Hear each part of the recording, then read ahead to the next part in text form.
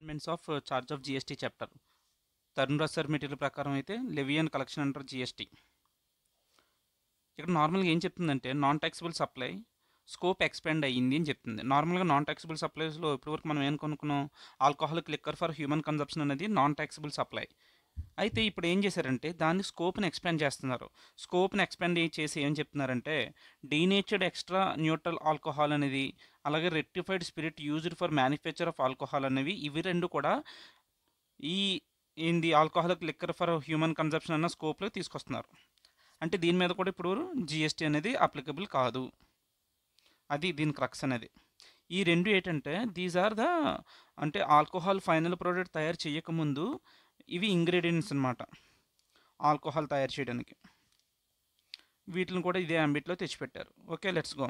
Non taxable supply scope expanded to include additional goods section 9 subsection 1 of CGST act and section 5 subsection 1 of IGST act. ఏం చెప్తున్నాడు, earlier alcoholic liquor for human consumption is excluded from the ambit of GST. తెలిసిందే. Owing to this amendment at present supply of alcoholic liquor for human consumption and undenatured extra neutral alcohol అంటే ఇది, and rectified spirit అంటే ఇది, used for manufacturing of alcoholic liquor for human consumption are excluded from the ambit of GST. అంతే, అయిపోయింది. దీని మీద ఏం లేదు. ఇప్పటి వరకు ఆల్కహాలిక్ లిక్కర్ ఒకటే outside the ambit of GST. ఇప్పుడు వీటిని కూడా కలిపి ఇవి కూడా ఆల్కహాలిక్ సెగ్మెంట్లోకి వస్తున్నాయి కాబట్టి వీటిని కూడా మేము అవుట్ సైడ్ ద జిఎస్టీ అంబిట్లో పెడుతున్నాము అని అన్నాడు. అంతే. Next, sale of metal scrap covered under RCM. మన ఆర్సిఎం టాపిక్లోకి వెళ్తే ఇది మెటల్ స్క్రాప్ అనేది కొత్తగా యాడ్ చేశారన్నమాట.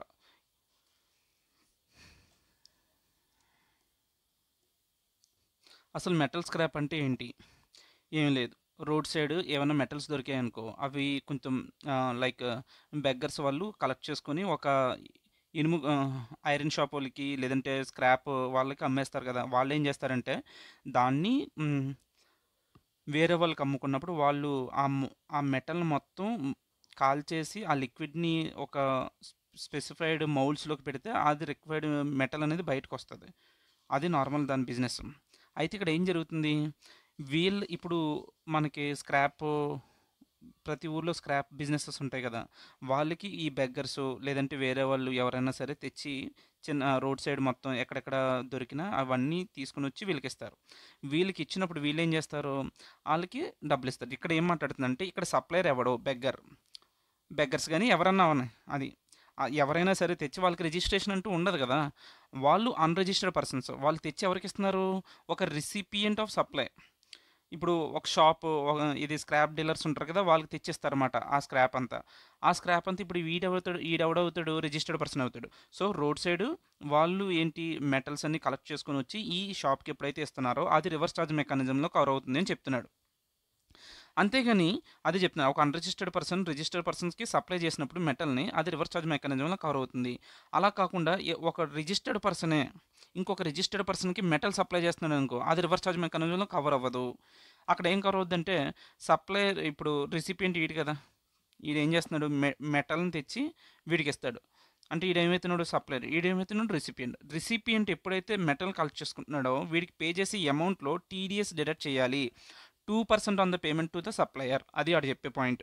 ఓకే, ఇక నువ్వు చూస్తే అది నోట్ అదే చెప్తున్నాడు. Supply of metal scrap by registered person to registered person is not covered under RCM.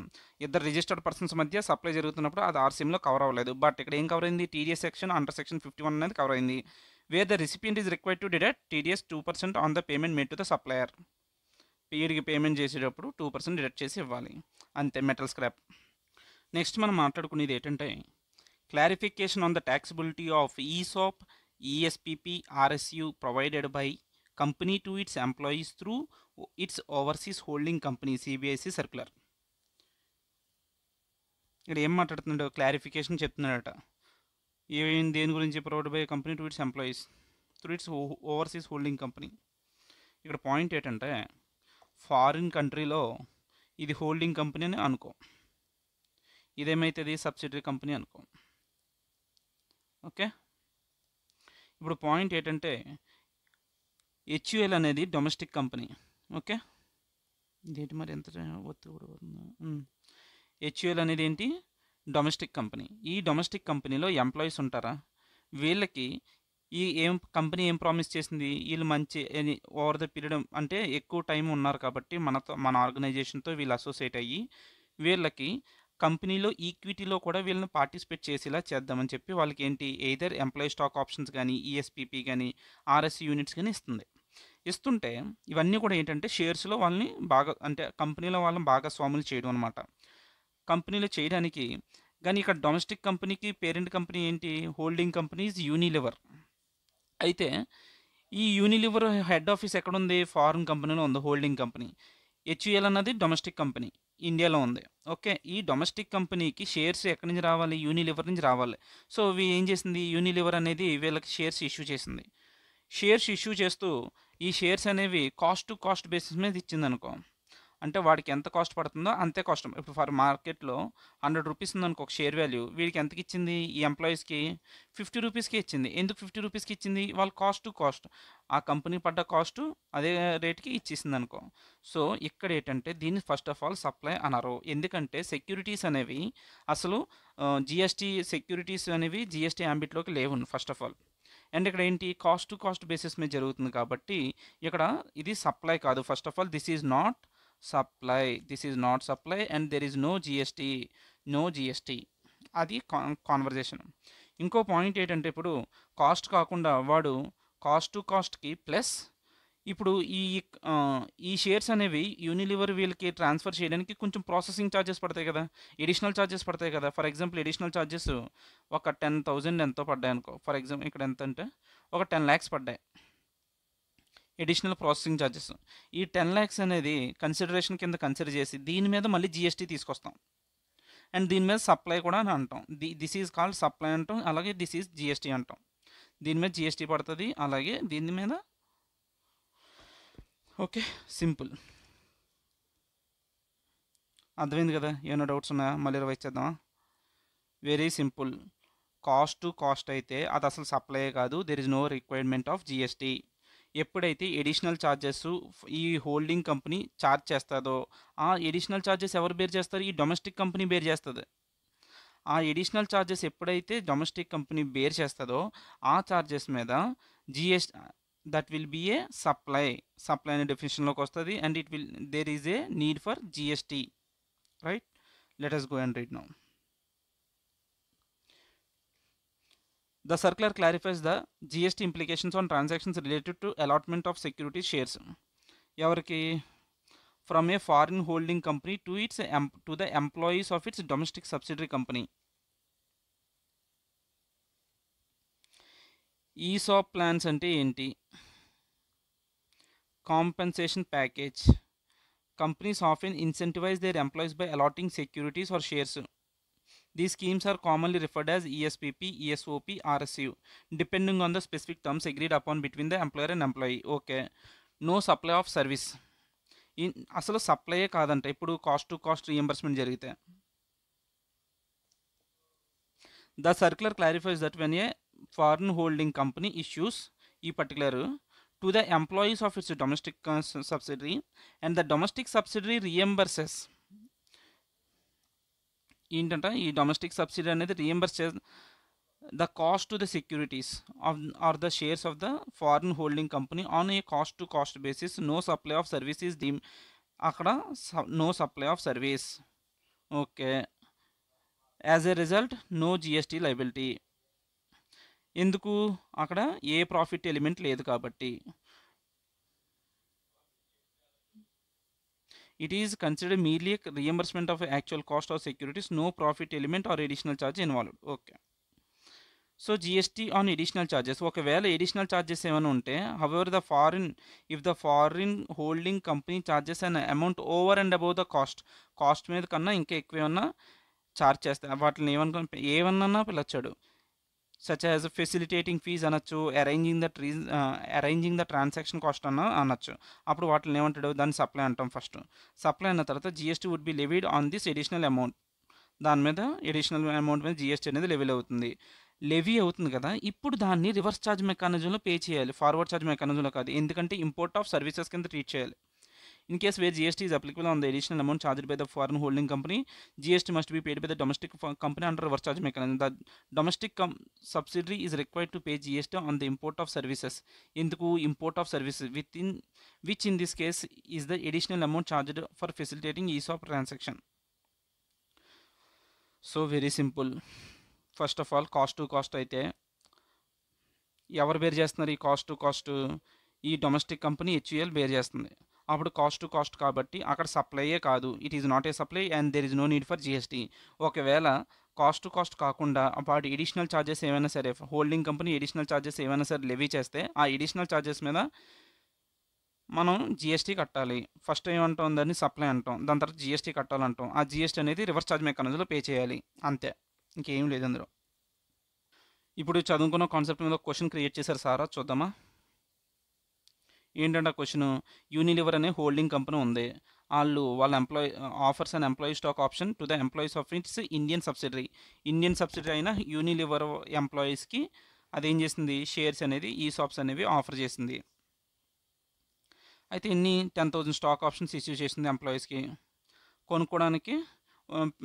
Allowing them to purchase the shares at a pre determine price of 200 per option. అది మార్కెట్లో వాటి యొక్క రేట్ ఎంత, 300 rupees. But వీళ్ళకి ఎంతకి ఇస్తున్నారు, 200 రూపీస్కి ఇస్తున్నారు. And the options having a vesting period of 3 years. 3 years లోపల నువ్వు వన్ని ఎక్సర్సైజ్ చేసుకోవచ్చు. After the stock options vest are exercised by the employees, Unilever PLC charges HUL 20 lakhs as the cost of the shares issued, which HUL reimburses on a cost to cost basis. Additionally, Unilever PLC charges an administrative fee of 2 lakhs for managing the ESOP on its behalf. Assume the applicable GST rate for its services is GST rate అంతా 18%. Simple. ఏముంది, మనం మాట్లాడుకున్న ఎగ్జాంపులే. Unilever అనేది వాళ్ళ holding company. Unilever అనేది holding company. వాళ్ళ సబ్సిడరీకి ఎంత ఇస్తున్నారు, వాళ్ళ ఎంప్లాయీస్కి 200 రూపీస్కి అమ్ముతున్నారు. ఒకటి మార్కెట్లో ఎంతకి అవైలబుల్, 300కి అవైలబుల్. బట్ వీళ్ళ ఎంప్లాయీస్కి 200కి ఇష్యూ చేస్తున్నారు. అది ఏ బేసిస్ మీద, కాస్ట్ టు కాస్ట్ బేసిస్ మీద. అయితే ఎంతైతే అమౌంట్ చెప్తున్నాడో 20 lakhs, ఆ 20 lakhs ఎవరు రీఎంబర్స్ చేస్తున్నారు, HUL సబ్సిడీ అనేది రీఎంబర్స్ చేస్తుంది. ఇప్పుడు క్వశ్చన్ ఏంటి, determine whether 20 lakhs reimbursed by HUL to Unilever PLC for the cost of the shares is liable to GST. దీని మీద జిఎస్టీ అనేది లెవీ అవుతుందా? నేనేం చెప్పాను, కాస్ట్ టు కాస్ట్ బేసిస్ అయితే, మళ్ళీ చెప్తున్నా, కాస్ట్ టు కాస్ట్ బేసిస్ అయితే it is not a supply, it will not come under the ambit of GST. So no GST. Subsidiary company pay చేస్తున్న amount cost to cost basis కాబట్టి అది supply కాదు. అందువలన 20 lakhs అనేది ఈ 20 lakhs మీద GST అనేది రాదు, not a supply. Okay, next question. Calculate the GST liability on the additional 2 lakhs charged by Unilever PLC as an administrative fee. Determine who is liable to pay this GST. ఇంకోటి ఏమంటున్నాడు, ఇప్పుడు 2 lakhs అనేది అడిషనల్గా pay చేస్తుంది కదా, అది ఏ పేరుతో pay చేస్తుంది, అడ్మినిస్ట్రేటివ్ ఫీ. నేను చెప్పాను cost to basis, cost to cost కాకుండా మిగిలిన ఎక్స్ట్రా ఏం పే చేసినా సరే దాని మీద అది సప్లై అవుతుంది, దాని మీద జిఎస్టీ పడాలి. ఆ జిఎస్టీ కూడా రివర్స్ ఛార్జ్ మెకానిజంలో HUL పే చేయాలి. ఎందుకంటే అమౌంట్ ఈడే కదా ఇస్తున్నాడు, అటు సప్లైర్, ఇటు రిసిపియంట్, అంతే చెప్తున్నాం. ఎడిషనల్ ఛార్జెస్ అనేవి ఏదైతే ఉన్నాయో apart from it's cost is treated as supply, దాన్ని సప్లై అంటాం. అందుమీద ఏం చేయాలి, towards chargeable to GST under RCM. ఆ 2 lakhs మీద ఇప్పుడు నాకు ఇక్కడ ఒక డౌట్ రావాలి, 20 lakhs ప్లస్ 2 lakhs కదా, 22 lakhs కదా. ఈ 22 lakhs మీద రివర్స్ ఛార్జ్ మెకానిజం కడతామంటే కాదు, ఓన్లీ 2 lakhs మీద కడతాం, ఎందుకంటే అడ్మినిస్ట్రేషన్ ఫీజు కాబట్టి. కాస్ట్ టు కాస్ట్ బేసిస్ ఈ 20 lakhs, దాని గురించి మర్చిపో, దీని ఒక్కదాని గురించే చెప్తున్నాం. Okay, done. నెక్స్ట్ ఏం చెప్తున్నాడు, compute the total amount of HUL needs to pay to Unilever. Total ఎంత పే చేయాలి, 20 lakhs plus 2 lakhs, 22 lakhs pay చేయాలి. అయితే గవర్నమెంట్కి జిఎస్టీ ఎంత పే చేయాలి, 2 lakhs మీద 18% చేయాలి, ఎందుకంటే ఇక్కడ 18% అని చెప్పాడు కాబట్టి 18% తీసిన 36,000.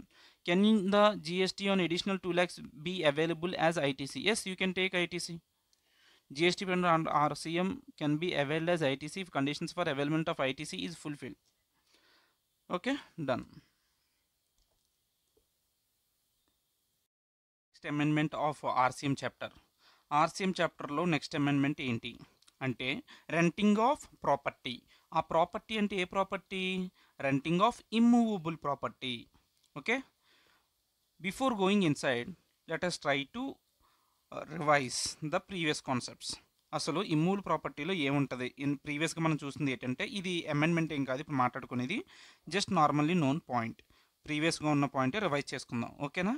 Okay, let's go deep dive into the point. ఏంటంటే నేనెవరిని? ఉత్తేజ్ని. I'm an unregistered person. నేను ఒక రెసిడెన్షియల్ పర్పస్ కోసం నా ఫ్యామిలీతో ఒక ఇంట్లో రెంట్కుంటున్నాను. ఓకే, ఇక్కడ నువ్వు ఈ పాయింట్ తీసుకురాకు. ఓనర్ రిజిస్టర్డా అన్రిజిస్టర్డా అన్నది తీసుకురాకు. అసలు ఆ పాయింట్ ఆఫ్ వ్యూ అన్నది మార్చుకో. జనరల్గా ఓనర్ ఆడు రిజిస్టర్డ్ అయినా అన్రిజిస్టర్డ్ అయినా ఒకటే. దేనికి? రెసిడెన్షియల్ ప్రాపర్టీ అయితే. అంటే ఏంటి నేను మాట్లాడాలనుకున్నది? ఓనర్కి ఒక రెసిడెన్షియల్ ప్రాపర్టీ ఉందండి, రెసిడెన్షియల్ బిల్డింగ్ ఉంది. ఓకేనా? ఈ రెసిడెన్షియల్ బిల్డింగ్ ఎవరికి ఇచ్చాడు? ఉత్తేజ్ అనే ఒక అన్రిజిస్టర్డ్ పర్సన్కి ఫ్యామిలీ రెసిడెన్షియల్ పర్పస్ కోసం, అంటే నేను నా ఫ్యామిలీతో ఉండడానికి రెంట్కి తీసుకున్నా. ఇప్పుడు నా దగ్గర జిఎస్టీ కలెక్ట్ చేయగలడా మా ఓనర్ అంటే? లేదు. I am exempted. That is the reason most of the unregistered people for residential purpose there is no need to pay GST. మరి ఇదే స్టోరీ ఒక రిజిస్టర్డ్ పర్సన్ కూడా ఇదే లాజిక్ ఉంటుంది అంటే ఉండదు. మరి రిజిస్టర్డ్ పర్సన్కి ఏమంటాడు? మా ఫ్రెండ్ ఉన్నాడండి మురళి గాడు, ఆడు ఒక బిజినెస్ ఉంది. సో ఆ బిజినెస్ పర్పస్ వాడు ఏమయ్యాడు? రిజిస్ట్రేషన్ చేయించుకున్నాడు. కానీ వాడు కూడా హైదరాబాద్లో ఒక ఇంట్లో రెంట్కుంటాడు కదా, వాడు ఫ్యామిలీతో రెంట్కుంటాడు. సో వాడు రెంట్కుంటే ఏమంటారు దాన్ని? ఒక రెసిడెన్షియల్ బిల్డింగే మా వాడు కూడా ఉండేది. బట్ వాడేం చేస్తున్నాడు? ఫ్యామిలీ కోసం ఒక రెసిడెన్షియల్ బిల్డింగ్ని తీసుకొని అందులో ఉంటున్నాడు మా ఫ్రెండ్ మురళి. ఇప్పుడు వాడు జిఎస్టీ కట్టాలా?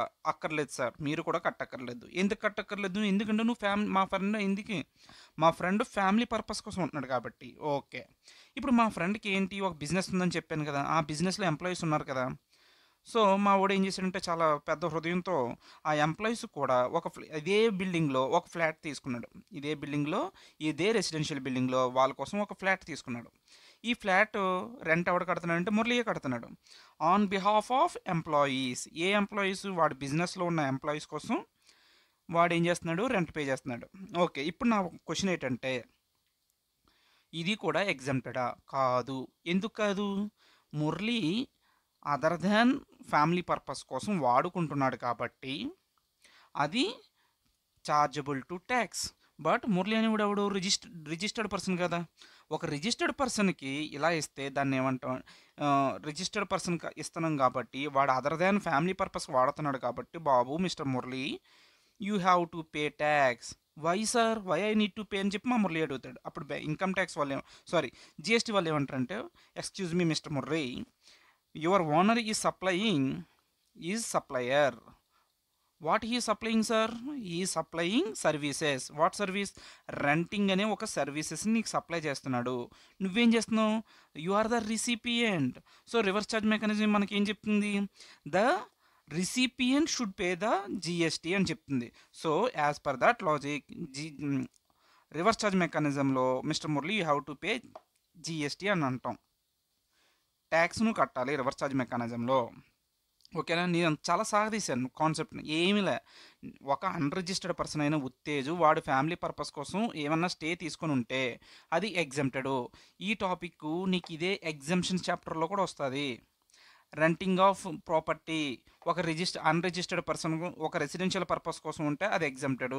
ఒక రిజిస్టర్డ్ పర్సన్ వాడు ఫ్యామిలీ స్టే కోసం ఉంటే అది కూడా ఎగ్జెంప్టెడే. ఇది కూడా ఎక్కడ వస్తుంది? ఎగ్జంప్షన్ చాప్టర్లో వస్తుంది. బట్ ఆర్సీఎం చాప్టర్లో ఏమొస్తుంది? ఈ ఒక్క పాయింట్ వస్తుంది. ఒక రిజిస్టర్డ్ పర్సన్ వాడి బిజినెస్ కోసం తీసుకుంటే వాడి బిజినెస్లో ఉన్న ఎంప్లాయీస్ కోసం తీసుకున్నా అది రివర్స్ ఛార్జ్ మెకానిజం. దాన్ని ఎలా మాట్లాడాలి? అదర్ దాన్ ఫ్యామిలీ స్టే కోసం ఉంటే అది reverse charge mechanism. You have to pay tax under reverse charge mechanism అని చెప్తాడు. ఓకే, ఎంతసేపు సాగదీసింది? దీన్ని 4 minutes సాగదీసా, అంత అక్కర్లేదు. ఇప్పుడు అర్థమైంది కదా మనకు బెటర్గా. ఇప్పుడు నా నెక్స్ట్ క్వశ్చన్ ఏంటంటే, ఇది రెసిడెన్షియల్ ప్రాపర్టీ కాబట్టి నువ్వు ఇలా చెప్పావు మిస్టర్ ఉత్తేజ్. మీరేమంటారు ఇప్పుడు? మిస్టర్ ఉత్తేజ్ గారు, ఇది రెసిడెన్షియల్ బిల్డింగ్ కాబట్టి మీరు ఎలా చెప్పారు. ఒకవేళ ఇదే బిల్డింగు కమర్షియల్ బిల్డింగ్ అయితే ఏం చేద్దాం?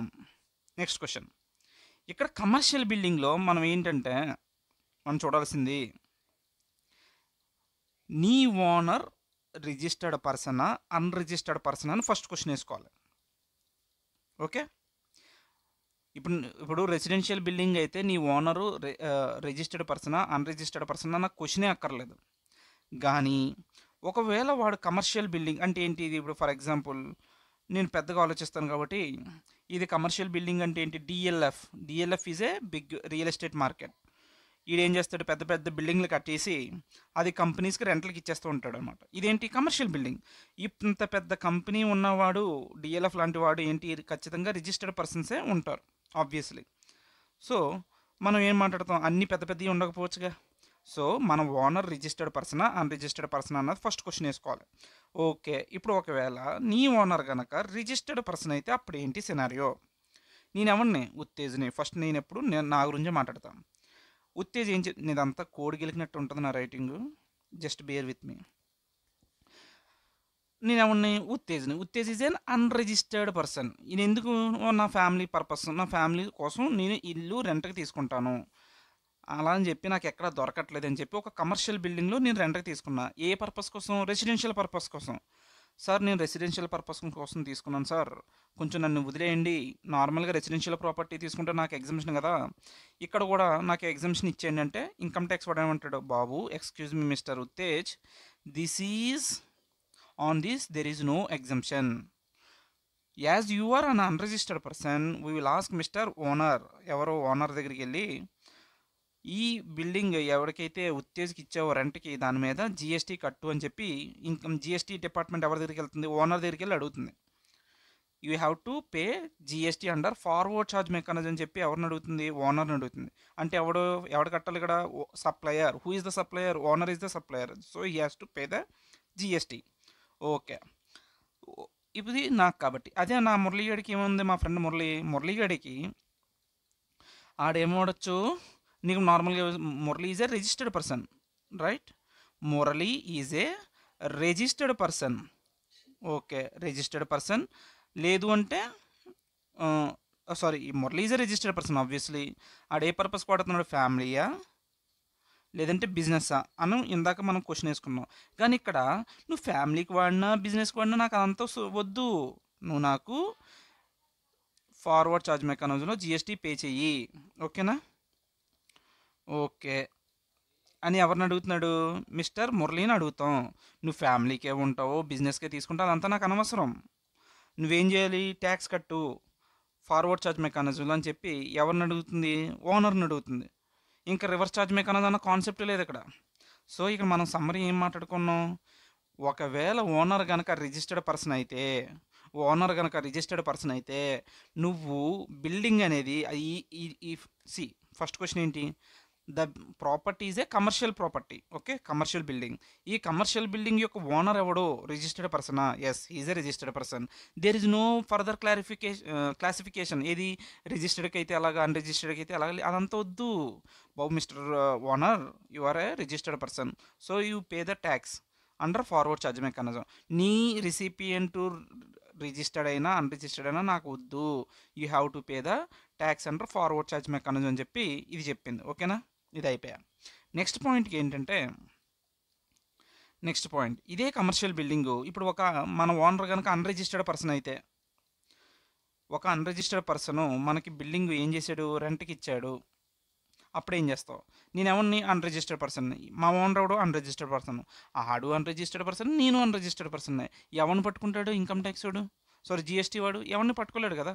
So it is an exempt. No need to pay GST, no GST at all. నువ్వు రెసిడెన్షియల్ పర్పస్కే వాడుకున్నా, ఫ్యామిలీ స్టేక్, ఒక unregistered person it is an no GST.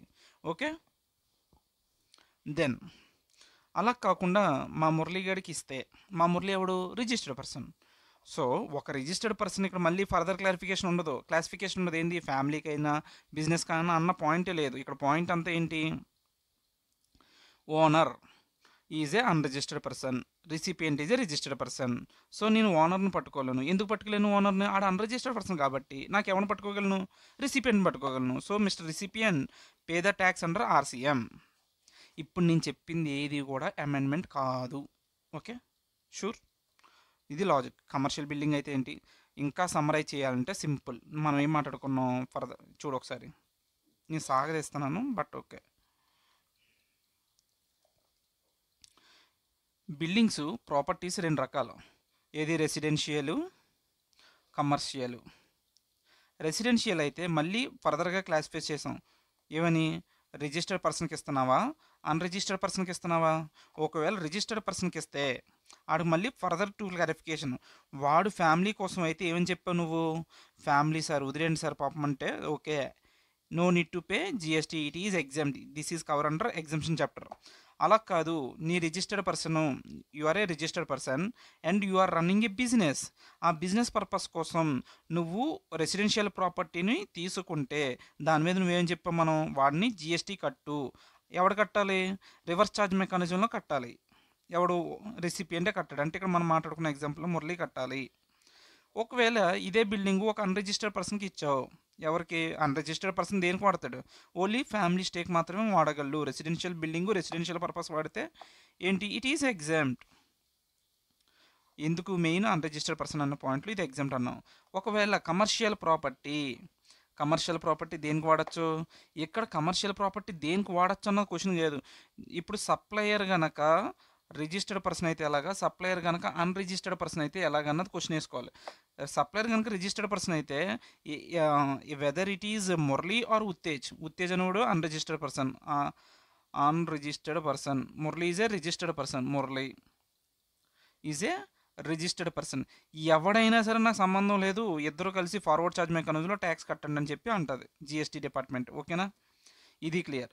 ఇప్పుడు ఏంటి, సప్లయర్ కనుక అన్రిజిస్టర్డ్ పర్సన్ అయితే Murli is a registered person, right?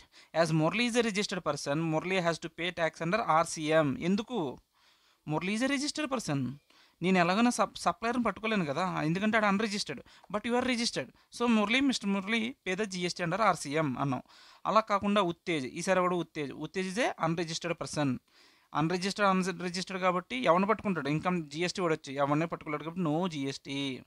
Okay, ఇదంతా మాట్లాడిందంతా there is nothing amendment. This is whatever I discussed, it is an old. Okay, now I will connect to a big table. Come on. So ఇప్పుడు నేను చెప్పిన మా రామాయణం అంతా ఎక్కడదంటే ఈ చార్ట్లో మనం లింక్ చేసుకోవచ్చు. ఈ మూల ప్రాపర్టీ గురించి మాట్లాడా, residential property whether it is for residential purpose, commercial purpose question వేసుకో. రెసిడెన్షియల్ పర్పస్ అయితే ఏం చెప్పావు, టు అన్రిజిస్టర్డ్ పర్సన్ అయితే ఎగ్జామ్ట్, టు రిజిస్టర్డ్ పర్సన్ అయితే ఏం చెప్పావు, వాళ్ళ ఫ్యామిలీ స్టేక్ అయితే ఎగ్జామ్ట్. అదర్ కేసెస్ అయితే రివర్స్ ఛార్జ్ మెకానిజంలో మురళియే కట్టాలన్నాం కదా, ఆ పాయింట్. ఓకే, అది పక్కన పెట్టే. నెక్స్ట్, ఇదే రెసిడెన్షియల్ ప్రాపర్టీ కమర్షియల్ పర్పస్ కోసం గనక ఇస్తే ఎవడు, సప్లయర్ గనక, ఒకసారి ఇది మనం డిస్కస్ చేయలే, ఇది నార్మల్గా కమర్షియల్ ప్రాపర్టీ గురించి మాట్లాడడం, ఇది వదిలే తర్వాత చెప్తాను. అది ఇప్పుడు రెసిడెన్షియల్ ప్రాపర్టీ కాకుండా కమర్షియల్ ప్రాపర్టీ గురించి మాట్లాడాలి. కమర్షియల్ ప్రాపర్టీ ఏం చెప్తావు, అదర్ కేసెస్ చూడు. ఇది ఏంటంటే నీ సప్లయరు రిజిస్టర్డ్ పర్సనా, అన్రిజిస్టర్డ్ పర్సనా. అంటే సప్లయర్ అంటే ఎవడు, ఓనర్ కనుక రిజిస్టర్డ్ పర్సన్ అయితే అది ఎవరికి చేసినా సరే, రిజిస్టర్డ్ పర్సన్కి, రిసిపియంట్ రిజిస్టర్డ్ పర్సన్ అయినా అన్రిజిస్టర్డ్ పర్సన్ అయినా, as owner is a registered person they have to pay tax under FCM. Okay, అలా కాకుండా సప్లయర్ కనుక అన్రిజిస్టర్డ్ పర్సన్ అయితే, ఓకే, రిసిపియంట్ కడతాడా, ఏం చెప్పావు, సప్లయర్ అన్రిజిస్టర్డ్ పర్సను, రిసిపియంట్ ఎవడో రిజిస్టర్డ్ పర్సను. ఇప్పుడు అన్రిజిస్టర్డ్ పట్టుకున్నాం కాబట్టి రివర్స్ ఛార్జ్ మెకానిజంలో రిసిపియంట్ కడతాడు. ఓకే, ఇది క్లియరే. సేమ్ మనం మాట్లాడుకున్నది ఇదంతా. యాజ్ ఈ supplier unregistered person, recipient unregistered person no GST. So ఇప్పుడు నేను మాట్లాడిందంతా ఇదంతా పాత కథ, దెర్ ఇస్ నో అమెండ్మెంట్. కానీ ఇప్పుడు వచ్చిన అమెండ్మెంట్ అంతా ఇప్పుడు నేను ఆరెంజ్ కలర్లో చేస్తున్నాను కదా, ఇది అమెండ్మెంట్. ఇది కూడా కాదు. ఓకే, ఈ points will go and discuss now amendment. ఇప్పుడు అసలైన అమెండ్మెంట్ మాట్లాడదాం. ఏంటంట అసలైన amendment, accommodation of services for a minimum period of 90 days. Accommodation services అనేవి మినిమం పీరియడ్ 90 days కనుక ఉంటే, where the value of supply is equal to or less than 20,000 per person per month. దాని అర్థం ఏంటి, బాబు accommodation services ఎక్కడన్నా ఎవడన్నా ఉండొచ్చు. అది హోటల్ అవని, ఏదన్నా అవని. బట్ హోటల్స్ అనేవి ఎక్కడున్నా సరే మినిమమ్ ఎన్ని డేస్ ఉండాలి వాళ్ళు? 90 డేస్ అయితే మినిమమ్ ఉండాలి. లెస్ దాన్ 90 డేస్ ఉంటే అప్పుడు ఈ పాయింట్ అప్లికబుల్ కాదు వాళ్ళకి. ఓకే. వాల్యూ ఒక వ్యక్తికి ఒక నెలకి వాల్యూ మినిమమ్ ఎంత ఉండాలి? 20,000 per person per month or less than that. అంతకన్నా ఎక్కువ ఉంటే మళ్ళీ ఈ ఎగ్జంప్షన్ ఉండదు. సో ఇక్కడ నేను చెప్పేది ఏంటంటే ఈ అకామిడేషన్ అన్న పాయింట్ ఎక్కడైతే వచ్చిందో అకామిడేషను మినిమమ్ మినిమమ్ ఎన్ని days? 90 days. Value less than or equal to 20,000 per person per month. Okay. ఇంకేం చెప్తావు? Per person person per month. Okay. Per month.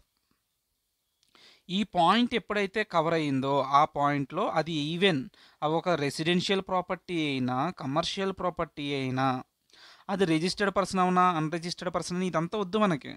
అది ఏ పర్పస్ తీసుకున్నా ఇది ఎగ్జామ్టే. ఓకే. ఇక్కడ మళ్ళీ రిజిస్టర్డ్ పర్సన్కి అయితే ఎలాగా, సప్లయర్ రిజిస్టర్డ్ అయితే ఎలాగా, సప్లయర్ అన్రిజిస్టర్డ్ అయితే ఎలాగా, రిసిపియంట్ రిజిస్టర్డ్ అయితే ఎలాగా, రిసిపియంట్ అన్రిజిస్టర్డ్ అయితే ఎలాగా అన్నది ఇంత వద్దు కన్ఫ్యూజను.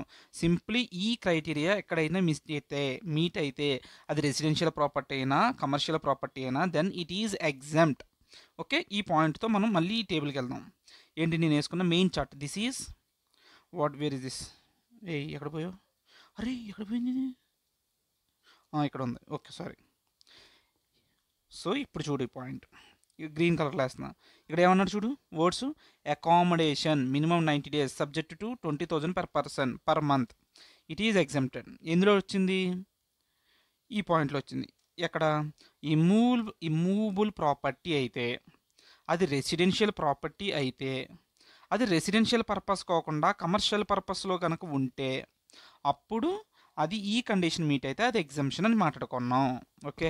ఇప్పుడు దీనికి ఒక ఎగ్జాంపుల్ చెప్పి నాకు గుర్తుండట్లేదు అంటే కమర్షియల్ పర్పస్ అంటే ఏంటంటే బయట హాస్టల్స్ ఉంటాయా? హాస్టల్స్ అనేవి ఏది రెంట్కి తీసుకుంటారు? రెసిడెన్షియల్ బిల్డింగ్స్నే వాళ్ళు హాస్టల్ తీసుకుంటారు.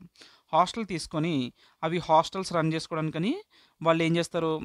చిన్న చిన్న బిట్ల కింద బ్రేక్ చేసి హాస్టల్కి రెంట్లకి ఇచ్చేస్తారు స్టూడెంట్స్కి.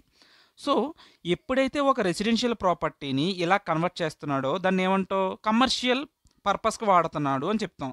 ఓకేనా? ఇందులో కవర్ అయింది మనకి. ఓకే. ఈ పాయింట్లో కవర్ అయింది. అయితే అందులో స్టూడెంట్స్ కనుక మినిమం 90 డేస్ ఉండి ఒక వ్యక్తికి పెర్ మంత్ పర్ పర్సన్ 20,000 అనేది తీసుకోడు కదా. మ్యాక్సిమం అంత మనకి ఎక్కడైనా ఒక 7,000 8,000 9,000 డిపెండ్స్ అపాన్ ద ప్రీమియం బట్టి అది అలా ఉంటుంది. రైట్. 1 సెకండ్ నాకు. సరే చూడు, ఇప్పుడు ఇక్కడ కమర్షియల్ పర్పసే కదా మనం మాట్లాడుకుంది. ఓకే. ఇప్పుడేంటి? ఇప్పుడు ఎక్కడ ఉన్నాం? సో మనకేంటి, సారీ నేను మర్చిపోయాను. ఏంటి ఏం మాట్లాడుతున్నాం? మనం హౌస్ అనేది స్టూడెంట్స్కి రెంట్కి ఇస్తూ ఉన్నాం కదా, ముక్కలు ముక్కల కింద విడదీసి అది కమర్షియల్ పర్పస్ అయింది. ఒక్కొక్క స్టూడెంట్ మినిమం 90 డేస్ ఉండగలిగితే అప్పుడు ఏం చేస్తాడు? ఒక వ్యక్తి నార్మల్గా హాస్టల్స్లో పర్సన్ పర్ మంత్ 20,000 మించి ఎక్కడా కట్టడం. మరి అది లగ్జరీగా పోతే ఏమో తెలియదు కానీ 20,000 దాటినంత వరకు అది ఎగ్జామ్టెడే అని చెప్పాడు. ఓకేనా? ఇలా కాదండి ఇంకా అదర్ కేసెస్ అంటే ఏంటి? ఒక రెసిడెన్షియల్ ప్రాపర్టీనే ఇప్పుడు ఓయో రూమ్స్ తయారు చేసాడు, అది కమర్షియల్ పర్పస్కి ఇస్తున్నాడు. కానీ అక్కడ ఎవడన్నా వచ్చిన వాళ్ళు ఏంటి మినిమమ్ 90 డేస్ ఉంటారా హోటల్స్కి వచ్చిన వాళ్ళు? జస్ట్ 1 వీక్ 2 వీక్స్ ఉండి వెళ్ళిపోతారు వాళ్ళు. సో వాళ్ళు ఏం చేయాలి? అది ట్యాక్సబుల్. అది ఎవరికి ప్రొవైడ్ చేస్తున్నాడు? ఇక్కడ ఒక రిజిస్టర్డ్ ఎవడైతే రిసీవ్ చేసుకుంటున్నాడో వాడు కనుక రిజిస్టర్డ్ పర్సన్ అయితే అది రివర్స్ ఛార్జ్ మెకానిజం. వాడు కనుక అన్రిజిస్టర్డ్ పర్సన్ అయితే బాబు నువ్వు కమర్షియల్ పర్పస్కి వాడుతున్నావు కాబట్టి mister supplier you have to pay under forward charge mechanism. ఇది గుర్తుంచుకో, చాలా జాగ్రత్తగా చూడు. ఇది గుర్తుంది కదా మనకి ఈ పాయింట్. అంతే. ఇక్కడ ఏం చెప్తున్నాం? కమర్షియల్ పర్పస్ నార్మల్గా అకామిడేషన్ అన్న కండిషన్ ఫుల్ఫిల్ అయితే అది ఎగ్జామ్టెడ్ రా. అది కాకుండా మిగిలిన అదర్ కేసెస్ ఏంటి? ఒక రెసిడెన్షియల్ బిల్డింగ్నే ఓయో వాళ్ళు ఏం చేశారు? కమర్షియల్ పర్పస్కి వాడుతున్నారు. అప్పుడేంటి? అక్కడ వచ్చిన హోటల్స్లో ఉండేవాళ్ళు మోర్ దాన్ 90 డేస్ ఉండరు. మినిమం 90 డేస్ ఉండాలన్న కండిషన్ ఉంది. మినిమం ఒక 1 వీక్ 2 వీక్స్ ఉంటే ఆ కండిషన్ ఫుల్ఫిల్ అవ్వడు కాబట్టి వాడికి ఏం చేయాలి? బాబు you have to pay tax under చెప్పి రివర్స్ ఛార్జ్ మెకానిజంలో ఒకవేళ రిజిస్టర్డ్ పర్సన్ ప్రొవైడ్ చేస్తే రివర్స్ ఛార్జ్ మెకానిజం. ఒకవేళ రిసిపియన్ కనుక రిజిస్టర్డ్ పర్సన్ కాదు అనుకుంటే అప్పుడు ఏం చేయలేడు? అన్రిజిస్టర్డ్ పర్సన్ కాబట్టి వాడు ఫార్వర్డ్ ఛార్జ్ మెకానిజంలో వాడు సప్లయర్ పే చేయాలి. ఓకే. ఇంతకుమించి సాధించిన అవసరం లేదు. ఒకవేళ మొత్తం ప్రాపర్టీ కమర్షియల్ ప్రాపర్టీ అండి అంటే ఒకవేళ ఈ క్రైటీరియా మీట్ అయితే అది ఎగ్జెంప్టెడ్. ఎక్కడైనా సరే ఒక కమర్షియల్ ప్రాపర్టీలో ఈ అకామిడేషన్ అన్న కండిషన్ ఫుల్ఫిల్ అయితే ఎగ్జెంప్టెడ్. అదర్ కేసెస్లో మనం ఎలాగో కవర్ చేసుకున్నాం. ఓకేనా, ఇంతే మొత్తం ఎగ్జంప్షను. ఇంకా అంతమించి నేను చాలా సాగదీసిన ఫీలింగ్ వచ్చింది, అంతే. ఇంకా చాలా అంతకు మించి అక్కర్లే. సో ఒక క్వశ్చన్ చేద్దాం దీని మీద ప్రాక్టికల్గా అవగాహన కోసం. Will go. ఇప్పుడు మనం ఒకసారి బుక్స్లో ఒకసారి రివైజ్ చేసుకుందాం. మనం ఏమైతే చదివామో, నేను చదివింది ఉన్నది ఉన్నట్టే ఉందా లేదా నేనేమైనా బూతులు చదివానా. నన్ను ఎవరు నమ్మరు కాబట్టి పుస్తకాల్లో ఒకసారి రివైజ్ చేసుకుందాం.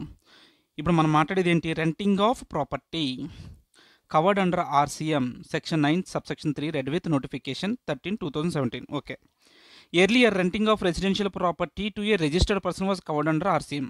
ఓకే, ఏం చెప్తున్నాను ఇక్కడ, నేను ఏదైతే మాట్లాడానో మళ్ళీ ఇక్కడ హైలైట్ చేస్తాను చూడు. ముందు ఏం కవర్ అయిందంట, రెసిడెన్షియల్ ప్రాపర్టీ ఒక రిజిస్టర్డ్ పర్సన్కి ఇస్తే అది మాత్రమే కవర్ అయింది. రెసిడెన్షియల్ ప్రాపర్టీ ఒక రిజిస్టర్డ్ పర్సన్కి ఇస్తే ఇది మాత్రమే ఎందులో కవర్ అయింది, ఆర్సీఎంలో కవర్ అయింది. అంటే దాడి పాయింట్ ఏంటంటే వాడు మాట్లాడేది ఈ పాయింట్ గురించి మాట్లాడుతున్నాడు. ఇన్నాళ్ళు ఇది ఓల్డే కదా, ఒక రెసిడెన్షియల్ ప్రాపర్టీ ఒక రిజిస్టర్డ్ పర్సన్కి ఇస్తే అది ఆర్సీఎంలో పడ్డది అని చెప్తున్నాడు. ఇన్నాళ్ళు అంటే ఇది ఓల్డే, there is nothing. Now a new entry is made under RCM కింద ఒక కొత్త ఎంట్రీ పడ్డది. అది ఎక్కడొచ్చింది, వాడు మనం లింక్ చేసి ఈ పర్టికులర్ పాయింట్ లింక్ చేస్తాడు. ఓకేనా, చూడు నీకు ఎలాగ చెప్తాను. ఈ పాయింట్ లింక్ చేస్తాడు. ఏమంటున్నాడు చూడు, ఒక్కొక్క పాయింట్ మళ్ళీ మనం లింక్ చేసుకుందాం. ఏంటి, now a new entry is made under RCM where services by way of renting of any property other than residential dwelling. అంటే ఏ ప్రాపర్టీ అయినా పర్లేదు, అదర్ దాన్ రెసిడెన్షియల్ డ్వెల్లింగ్ అంటే ఇక్కడ రెసిడెన్షియల్ ప్రాపర్టీ కాకుండా, అది రెసిడెన్షియల్ డ్వెల్లింగ్ అంటే రెసిడెన్షియల్ పర్పస్ కాకుండా వేరే పర్పస్కి. అంటే ఏంటి, రెంటింగ్ ఆఫ్ ఎనీ ప్రాపర్టీ అన్నాడు అక్కడ వాడిన పదాలు. ఓకే, ఫస్ట్ ఇది లింక్ చేస్తాను చూడు. అదర్ దాన్ రెసిడెన్షియల్ డ్వెల్లింగ్ అన్నాడా, అంటే కమర్షియల్ ప్రాపర్టీ అందులోకి వస్తుంది కదా. రెంటింగ్ ఆఫ్ ఎనీ ప్రాపర్టీ అన్నాడు, ఓకే కమర్షియల్ ప్రాపర్టీ కూడా వస్తుంది. అదర్ దాన్ రెసిడెన్షియల్ డ్వెల్లింగ్ అన్నాడు, అంటే ఏంటి, రెసిడెన్షియల్ పర్పస్ కోసం కాకుండా అదర్ పర్పస్ అంటే business purposes.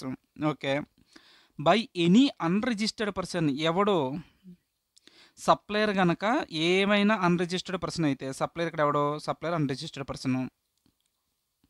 Okay, to any registered person is covered under RCM. ఒక అన్రిజిస్టర్డ్ సప్లయరు రిజిస్టర్డ్ పర్సన్కి ఇస్తే అది ఆర్సీఎంలో కవర్ అయింది అంటున్నాడు. అంటే వాడు పాయింట్ చేసింది ఏంటి, ఇది ఈయనకి. సో వాడు చెప్పాలనుకుంటున్నా ఏంటి అంటే, మళ్ళీ చూడు ఒకసారి సింపుల్గా. ఇన్నాళ్ళు ఒక రెసిడెన్షియల్ ప్రాపర్టీ రిజిస్టర్డ్ పర్సన్కి ఇస్తే అదర్ దాన్ ఫ్యామిలీ స్టేక్ అయితే అది మాత్రమే రివర్స్ ఛార్జ్ మెకానిజంలో వచ్చింది. ఓకేనా, అయితే ఇప్పుడు రెసిడెన్షియల్ డ్వెల్లింగ్ కాకుండా అంటే ఏంటి, అది ఏ ప్రాపర్టీ అని అవని, అది రెసిడెన్షియల్ ప్రాపర్టీ అవని కమర్షియల్ ప్రాపర్టీ అవని, అదర్ దాన్ రెసిడెన్షియల్ డ్వెల్లింగ్ కాబట్టి అంటే ఏంటి, కమర్షియల్ పర్పస్కే కదా, రెసిడెన్షియల్ డ్వెల్లింగ్ కాదు. Okay, commercial property other than residential dwelling కాబట్టి కమర్షియల్ ప్రాపర్టీ. అది కూడా ఒక సప్లయర్ కనుక అన్రిజిస్టర్డ్ పర్సన్ అయ్యి ఉండి ఒక రిజిస్టర్డ్ పర్సన్కి ఇస్తే అదే ఆర్సీఎంలో రివర్స్ ఛార్జ్ మెకానిజంలో పడుతుంది. అదే ఇక్కడ డిస్కషన్ వాడు చెప్పాలనుకుంటుంది. ఓకే, ఈ పాయింట్కి మీనింగ్ అది వాడు ఇక్కడ లింక్ చేశాడు. ఓకే, అగైన్ ఇప్పుడు ఒకవేళ ప్రాపర్టీ కనుక రెసిడెన్షియల్ ప్రాపర్టీ అయితే ఏంటి, వాడు చెప్పాలనుకునేది ఏంటి, renting of A residential property for residential purpose to an unregistered person is an exempt. ఎవరికి ఇస్తున్నాడు, unregistered person. Renting of residential property for unregistered person. Who is the unregistered person in our story. ఇదేంటి వాడు మాట్లాడేది, residential property గురించి మాట్లాడుతున్నాడు. Okay, residential property for residential purpose, ఇది residential పర్పసే. Okay ఉండొకసారి కదా, ఇలా వేసుకో. Renting of residential property for residential purpose to an unregistered person. Residential property residential purpose to unregistered person is an exempt. ఇదే ఇక్కడ చెప్పింది. Okay, renting of residential property to A registered individual for his family stay. Renting of residential property for residential purpose to registered person for his family stay is an exempt. అదే ఆడు చెప్పింది. ఇది పాయింట్లు మనం cover చేసేసాం, అయిపోయింది. Next condition for RCM. ఒకవేళ ఆర్సీఎంలో పడాలి అంటే వాడు ఎక్కడ పడాలి, రెసిడెన్షియల్ ప్రాపర్టీలో మాట్లాడితే ఈ పాయింట్ చెప్పాలాడు, ఈ పాయింట్ చెప్పాలి, అంతే కదా. ఆడు ఎలా చెప్తున్నాడు దాన్ని చూడు. కండిషన్ చెప్తున్నాడు, ఆర్సీఎం అవ్వాలంటే రిసిపియంట్ రిజిస్టర్డ్ పర్సన్ అయి ఉండాలి.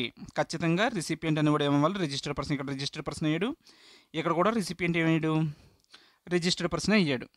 ఓకే, వాడు ఖచ్చితంగా రిజిస్టర్డ్ పర్సన్ అయి ఉండాలి. Whether renting is residential purpose or commercial purpose. అది రెసిడెన్షియల్ పర్పస్‌కి అయినా, కమర్షియల్ పర్పస్‌కి అయినా వాడెక్కడ పడ్డాడు, ఇవి ఆర్‌సీఎంలో కవర్ అవుతున్నాయి అని చెప్పాడు. ఓకే. ఇది కూడా అయిపోయాయి. నెక్స్ట్ ఏంటి, నాన్ అప్లికబిలిటీ ఆఫ్ ఆర్‌సీఎం అంటే ఏంటి, ఎక్కడ ఫార్వర్డ్ చార్జ్ మెకానిజంలోకి వస్తుంది. అరే యార్! 1 సెకండ్. సో ఇక్కడేంటి, renting of residential property for residential purpose అనేది ఎక్కడ వస్తుంది.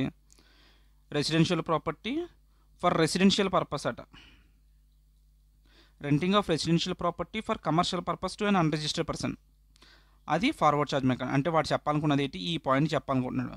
రెసిడెన్షియల్ ప్రాపర్టీ ఫర్ చూడు మళ్ళీ ఇక్కడ ఏ కలర్ వేద్దాం ఉండి ఒకసారి.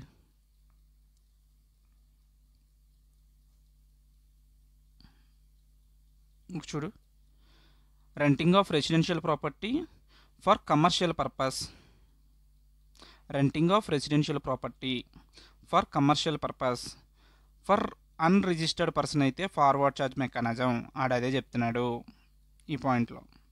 సో అది. నెక్స్ట్ ఏంటి, కమర్షియల్ ప్రాపర్టీ అయితే ఇది అకామిడేషన్ సర్వీసెస్ అయితే ఎగ్జాంపుల్. కమర్షియల్ ప్రాపర్టీ అది కమర్షియల్ అయినా అన్కమర్షియల్ అయినా సరే, ఒక కమర్షియల్ ప్రాపర్టీకి సంబంధించిన accommodation services minimum 90 days, minimum period of 90 days. Okay, ఏంది ఇది, for a minimum period of 90 days, supply less than or equal to 20,000. Okay, ఈ పాయింట్లో వాడు చెప్పేది ఇది ఎగ్జాంపుల్ అని చెప్తున్నాడు. ఆ 2 పాయింట్లు అయిపోయాయి. నెక్స్ట్ ఏం చెప్తున్నాడు, సప్లయర్ ఆర్సీఎంలో పడాలంటే ఈ కాన్సెప్ట్ ఎక్కడ పడుతుంది, కమర్షియల్ ప్రాపర్టీ ఆర్సీఎంలో పడేది ఎక్కడ, ఈ ఒక్క పాయింటే కదా, ఆర్సీఎంలో పడేది ఒక్క పాయింటే. ఏంటి ఆ point, supplier unregistered person, recipient ఏమో registered person. So this is RCM. Okay, this is done. Next, non applicability of RCM. RCM ఎక్కడ అప్లికబుల్ కాదు if supplier is registered person. ఇక్కడ కనుక సప్లయర్ రిజిస్టర్డ్ పర్సన్ అయితే అది ఎఫ్సీఎంలోకి వెళ్ళిపోయింది కదా అది. సో నీవు ఉన్నదంతా చదివేశాను, ఒకసారి మళ్ళీ స్లోగా చూసుకోవాలి అర్థం కాకపోతే. So I linked everything to this map. ఈ మ్యాప్ గుర్తుంచుకుంటే మనకు అయిపోయింది. సో ఇప్పుడు ఒక క్వశ్చన్ చేద్దామా, దీని రిలేటెడ్ ఒక క్వశ్చన్ చూద్దాం. క్వశ్చన్కి వెళ్ళక ముందు ఒక పాయింట్ ఏంటంటే, ఇప్పుడు నార్మల్గా ఏంటి, అకామిడేషన్ సర్వీసెస్ పాయింట్ ఉంది కదా, అది ఓన్లీ మనకి ఏం చెప్పాడు, కండిషన్ మినిమం 90 days ఉండాలి, less than or equal to 20,000. అది ఓన్లీ వీళ్ళకే పర్సన్ అన్నాడు, కానీ ఆ పర్సన్ ఇది అన్రిజిస్టర్డ్ పర్సనా, రిజిస్టర్డ్ పర్సనా, కార్పొరేట్ అన్నది లేదు. ఎవరికైనా సరే అదే రూల్. అది కార్పొరేట్ అవని, బిజినెస్ పర్సన్ అవని, స్టూడెంట్ అవని, ఎవరికైనా అదే లాజిక్. ఓకే, దీని బేస్ మీద ఒక క్వశ్చన్ చూద్దామా. ఓకే, సో ఈ టాపిక్ మీద తరుణ్ రాజ్ సార్ ఏమన్నారంటే, ఖచ్చితంగా క్వశ్చన్ వస్తుంది, ఈ ఛాలెంజ్ అనమాట. So it's very important area.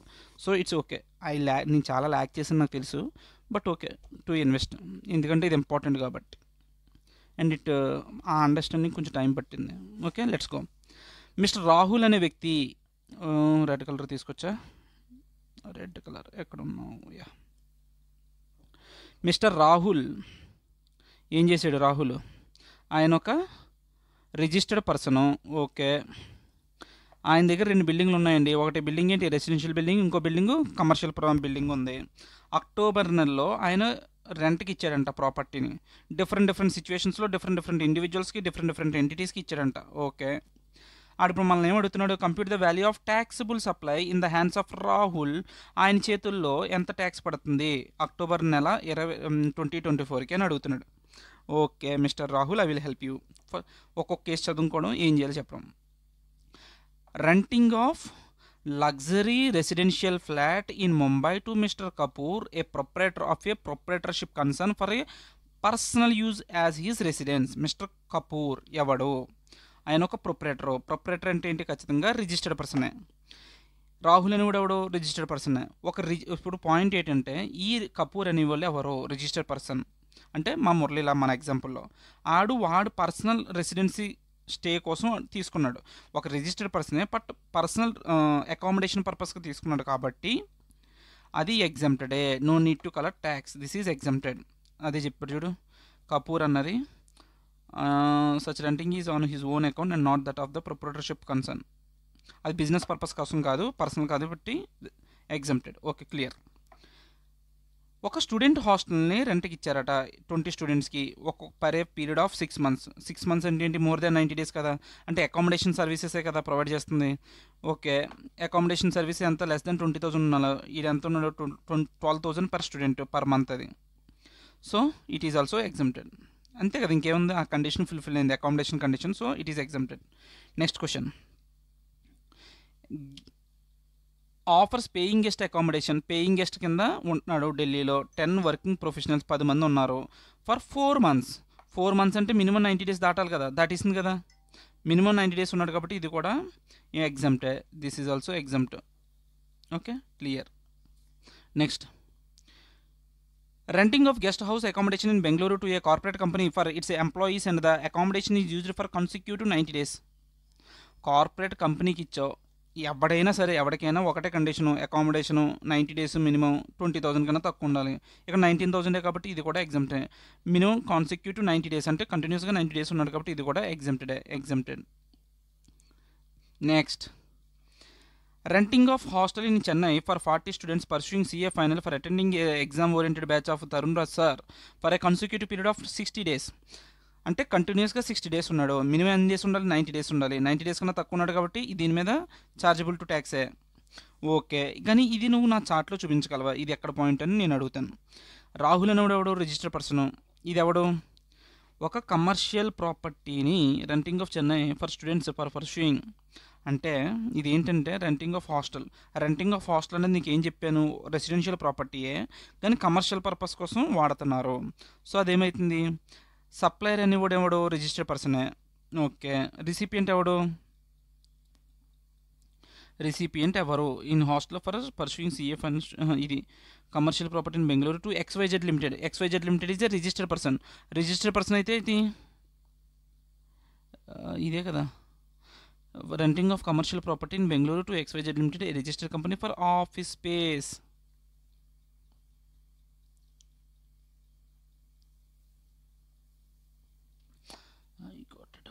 బాబు చాలా జాగ్రత్తగా చదవాలి, నువ్వు తప్పు చదువుతున్నావు.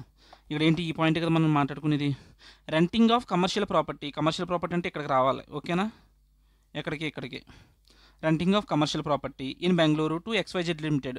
సప్లయరు రిసిపియంట్ ఇద్దరు రిజిస్టర్డ్ పర్సన్సే కాబట్టి సప్లయరు రిజిస్టర్డ్ పర్సన్, రిసిపియంట్ కూడా రిజిస్టర్డ్ పర్సన్ కాబట్టి అది FCM. FCMలో ఎంత పే చేస్తాడు, 1,50,000 మీద